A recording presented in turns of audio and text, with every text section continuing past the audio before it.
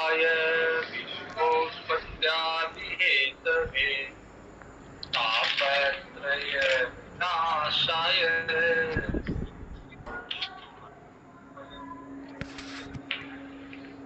कृष्णं नारायणं वन्दे कृष्णं वन्दे जगत्प्रियं कृष्णं देवायनं वन्दे कृष्णं वन्दे विभासुतम्। भागवत महापुराण के नवम स्कंद में वर्तमान मनु महाराज व्यवस्वत मनु मनवंतर के अंतर्गत हमने सूर्य वंश और चंद्र वंश के वंशों की वंशावली देखी। उसी के अंतर्गत हमने चंद्र वंश के अनेक राजा जिसमें प्रमुख रूप से राजा पुरुरवा, गाधी, परशुराम जी, विश्वामित्र जी, रथजी, ययाति, दुष्यंत, भरत, रघुदेव आदि की कहानी हमने देखी।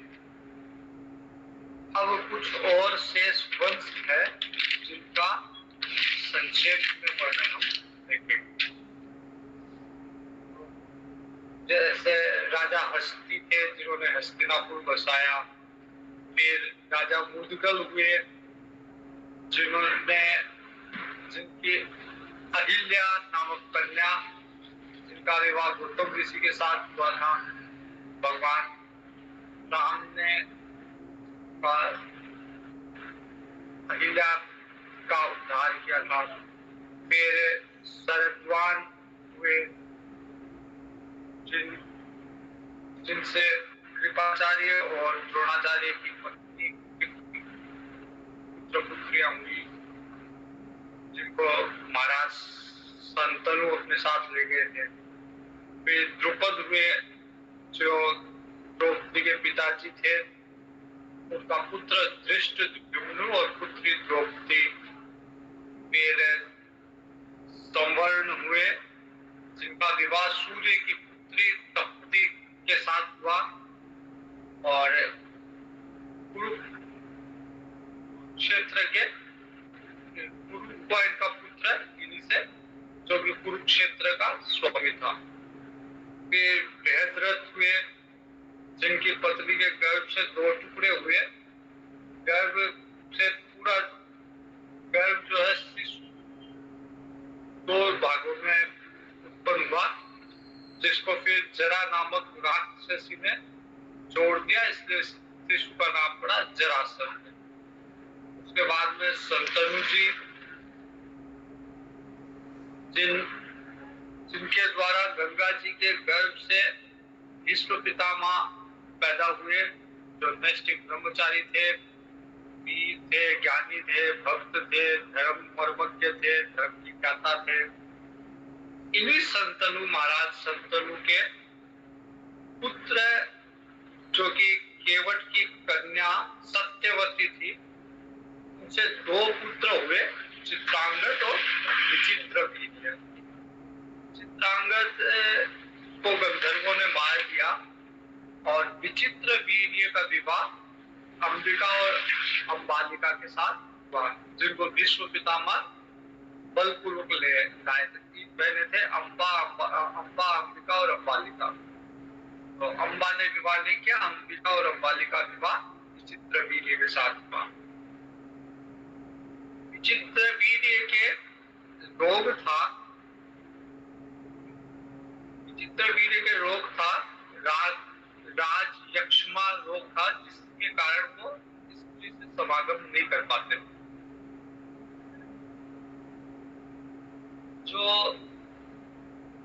चित्रांगद और विचित्रवीर्य की माता जी थी सत्यवती, विवाह के पूर्व संतनु से विवाह के पूर्व इन्हीं के गर्भ से वेद व्यास जी पाराशर ऋषि के द्वारा वेद व्यास जी हुए थे। जब विचित्र वीर्य की मृत्यु हो गई और निसंतान थे, तो राज्य को उत्तराधिकारी चाहिए, इसलिए माता सत्यवती के कहने पर वेद व्यास जी के द्वारा इनको संतान, अंबिका और अंबालिका को संतान प्रदान की गई, जिससे 2 पुत्र हुए, धृतराष्ट्र और पांडु। और उनकी दासी थी, दासी से जो पुत्र हुए वो थे विदुर। तो वेद व्यास जी की द्वारा 3 पांडु, धृतराष्ट्र और विदुर जी हुए। फिर कुरु वंश में धृतराष्ट्र का विवाह हुआ गांधारी के साथ, इससे दुर्योधन आदि 100 पुत्र हुए। और पांडु का विवाह हुआ कुंती के साथ। कुंती के 5 पुत्र हुए और 6था पुत्र कर्ण। कुंती को दुर्वासा ऋषि का वरदान था कि वो किसी भी देवता को बुला सकती थी, आह्वान कर सकती थी, बुला सकती थी, तो देवता को आना पड़ता। तो एक बार उन्होंने परीक्षा के लिए कि क्या ये जो वरदान मिला है ये सत्य है या नहीं है, उन्होंने सूर्य देवता को बुला लिया था। और जब कुंती अविवाहित थी उस समय सूर्य देवता का आह्वान किया, सूर्य देवता प्रकट हो गए। तो कुंती ने, सूर्य देवता ने कहा कि किसने मुझे बुलाया गया है? कुंती ने कहा मैंने तो परीक्षण के लिए बुला लिया। सूर्य देवता ने कहा ऐसा नहीं होता, जब मैं आया हूं तो तुम्हें कुछ दे के जाऊंगा। फिर कर्ण को पुत्र के रूप में कर्ण देके गए सूर्य देवता, मेरा तेज मेरा अंश है, मैं तुम्हें दे के जाता हूँ और इससे कहीं पे भी तुम्हारा शील भंग भी नहीं होगा, क्योंकि मैं देव योनि में हूँ, तो मैं ये अपना अंश दे रहा हूँ। कुंती जी को लज्जा आई, उनको लगा कि शायद इससे मेरी समाज में प्रतिष्ठा हो जाएगी, तो लोक लाज से कुंती जी ने उस पुत्र को पानी में, नदी में प्रवाहित कर दिया, जिसको फिर एक राधे नामक एक सूत पुत्री ने पाला। तो पांडु को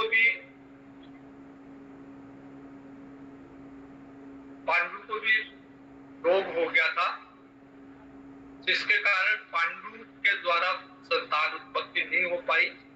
तो कुंती जी ने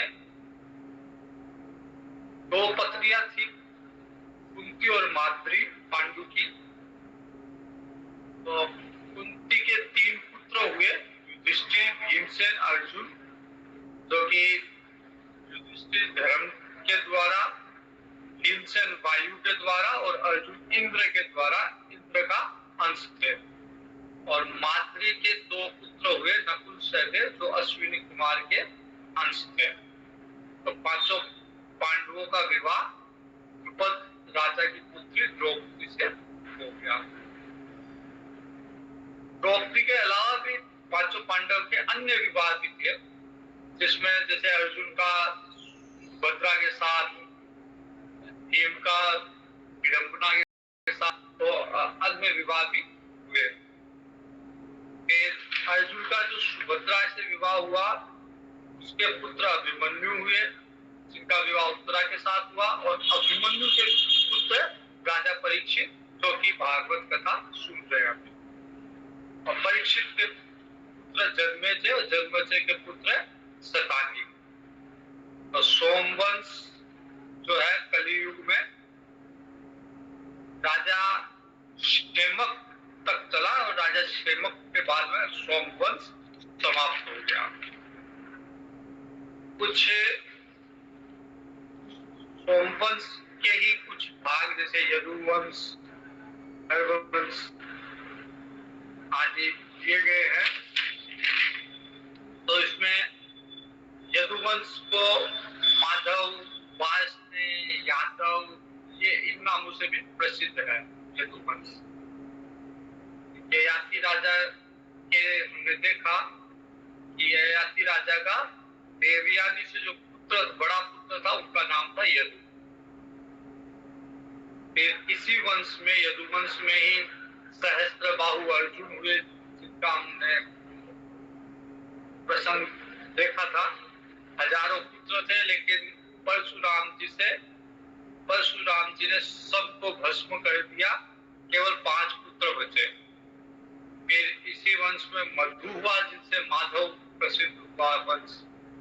वृष्णि राजा वृष्णि हुए, जिसका वासने कहा गया इस वंश को।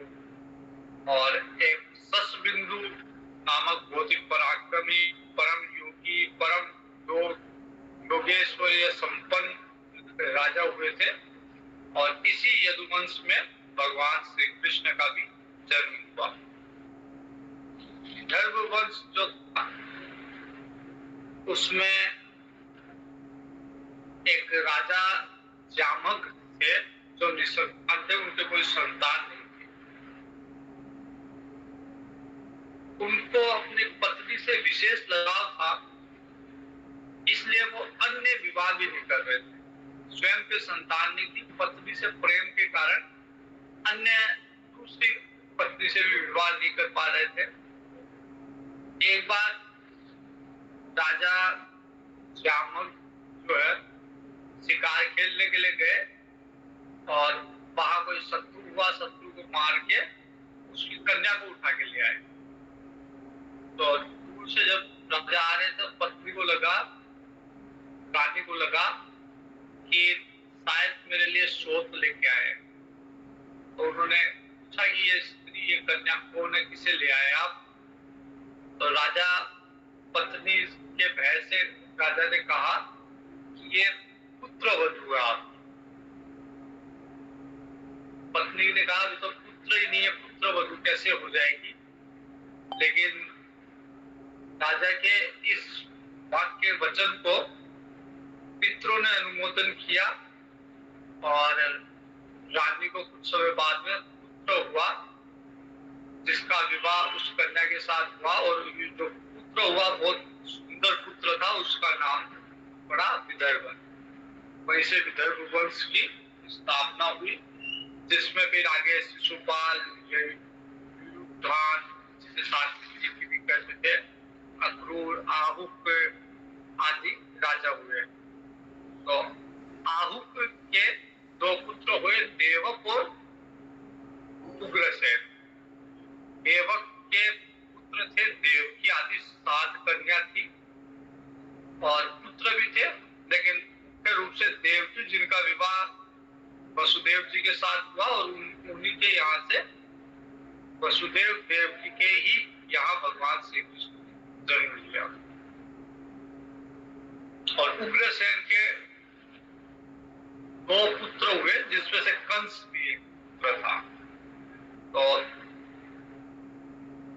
कंस और देवकी, जो कि कृष्ण भगवान की माता है, वो चचेरे भाई बहन है, जिसके कारण कंस मामा हुआ और उग्रसेन भगवान के नाना जी हुए।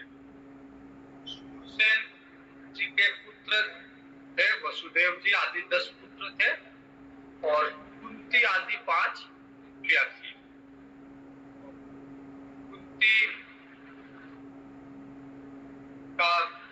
कुंती जो थी अर्जुन की माता जी, इसलिए भगवान की बुआजी हो गई। वसुदेव जी की बहन थी, इसलिए भगवान की बुआजी हो गई। सूरसेन ने अपने मित्र कुंती भोज को, जिसके यहाँ कोई संतान नहीं थी, कुंती का एक नाम पृथा भी है, तो पृथा को कुंती को गोद दे दिया कुंती भोज को, इसलिए ये नाम कुंती पड़ा पृथा का। पृथा ने दुर्वासा ऋषि से देवताओं का बुलाने की विद्या प्राप्त की थी। सूर्य के आह्वान से हमने देखा कि कर्ण हुआ, इसे नदी में छोड़ दिया। फिर कुंती का पुत्र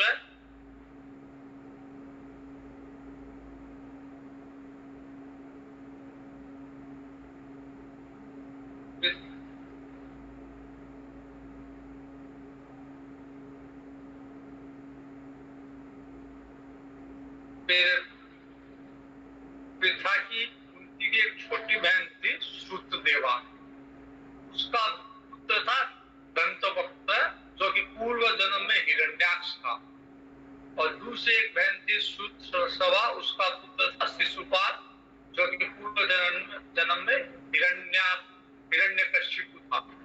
तो हिरण्याक्ष और हिरण्यकशिपु को सनकादिक ऋषियों का श्राप था कि 3 बार राक्षस योनि में जाओगे, तो एक बार हिरण्याक्ष से हिरण्यकशिपु बने, एक बार रावण और कुंभकर्ण बने, और अब ये अंतिम उनका जन्म है शिशुपाल और दंतवक्त के रूप में, जो भगवान अब उनका उद्धार करके अपने वैकुंठ धाम में इनको भेजेंगे। वसुदेव जी का विवाह हुआ। वसुदेव जी के अनेक रानियां थी, जिसमें से रोहिणी और देवकी प्रमुख है। रोहिणी से बलराम जी हुए और देवकी जी के यहाँ 8 पुत्र हुए, जिन 8 पुत्रों में भगवान श्री कृष्ण भी हुए 8वें पुत्र के रूप में, और कन्या के रूप में सुभद्रा जी हुए। तो इस तरह भगवान के जन्म तक का प्रसंग है ये। भगवान यद्यपि निराकार रहते हैं, लेकिन जब धर्म की हानि होती है, असुर प्रवृत्ति बढ़ जाती है, तो भगवान सगुण साकार रूप में भी अवतार देते हैं। समय समय पर भगवान लीला अवतार ग्रहण करते हैं। और भगवान मथुरा में वसुदेव जी के घर पे भगवान ने जन्म लिया, देवकी वसुदेव जी के यहाँ। फिर वहां से गोकुल गए, गोकुल में नंद बाबा जी के घर रहे। वहां से वहां ग्वाला ग्वाल गोपी गोवों उनको सुख प्रदान करके फिर मथुरा लौट आए, और मथुरा से फिर द्वारका गए। भगवान शत्रुओं का संहार किया, बहुत सारी स्त्रियों से विवाह किया, हजारों पुत्र उत्पन्न किए, साथ में अपने स्वरूप का साक्षात्कार करने वाली वाणी स्वरूप श्रुतियों की मर्यादा भी स्थापित करने के लिए अनेक यज्ञ किए, स्वयं अपना यजन किया। कौरव पांडव के बीच में जो कलह थी, उससे पृथ्वी का भार हरने के लिए अनेक राजाओं को और उनकी बहुत सारी अक्षौहिणी सेना को ध्वंस करके संसार में अर्जुन की जीत का डंका पिटवाया। फिर उद्धव को आत्म तत्व का उपदेश करके भगवान परम धाम सिधार गए। तो यहाँ 9वां स्कंद पूरा हुआ। और भगवान का अवतार जब असुर लोग राजा के भेष में पृथ्वी को रोंदने लग गए, तो भगवान ने उनके उद्धार के लिए बलराम जी के साथ में अवतार ग्रहण किया। तो इसके साथ में 9वां स्कंद पूर्ण हुआ। अब राजा परीक्षित जो है भगवान श्री कृष्ण की समस्त लीलाओं को विस्तार से जानने की इच्छा व्यक्त करेंगे। तो भगवान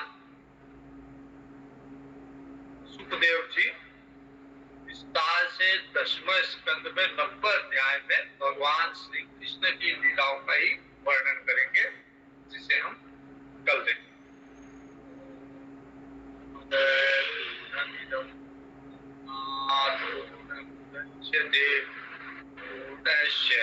पूर्णमादाय पूर्णमेवा अवशिष्यते। ओम शांति शांति शांति। हरि ओम। हरि